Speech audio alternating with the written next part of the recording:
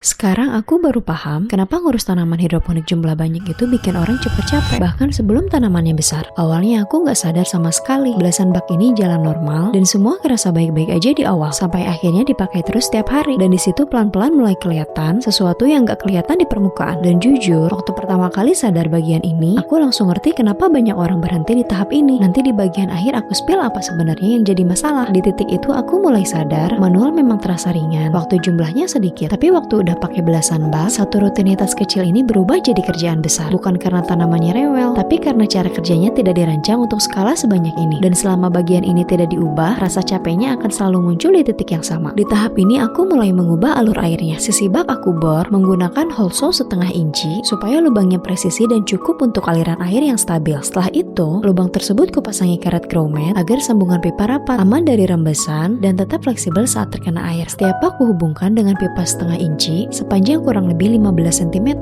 Panjang ini cukup untuk menjaga sambungan tetap kuat sekaligus nggak ganggu area tanaman. Susunan baknya dibuat bertingkat per 5 baris agar setiap kelompok bak lebih mudah dikontrol. Jalur air utama menggunakan selang 16 mm, lalu dibagi ke tiap baris melalui selang 7 mm supaya aliran masuk lebih halus dan merata. Di bagian pembuangan, pipa setengah inci juga dipakai sebagai pengatur tinggi air, jadi level air dapat diatur tanpa perlu menggeser atau membuka bak. Semua instalasi diletakkan di meja baja ringan ukuran 2 x 1,5 meter dengan tanda nutrisi 65 liter di bawahnya sebagai penampung utama. Air dipompa menggunakan satu pompa 60 watt yang diatur menyala dari jam 6 pagi sampai jam 6 sore sehingga suplai air stabil tanpa perlu pengisian manual. Dan di situ akhirnya ketahuan, masalahnya memang ada di momen kecil saat pengisian air. Kalau teman-teman pengen aku bedah lebih detail bagian alur air atau setting pompanya, tulis di kolom komentar. Nanti akan aku pecah jadi tutorial lanjutan yang lebih spesifik. Kontenku seputar hidroponik. Follow biar nggak ketinggalan.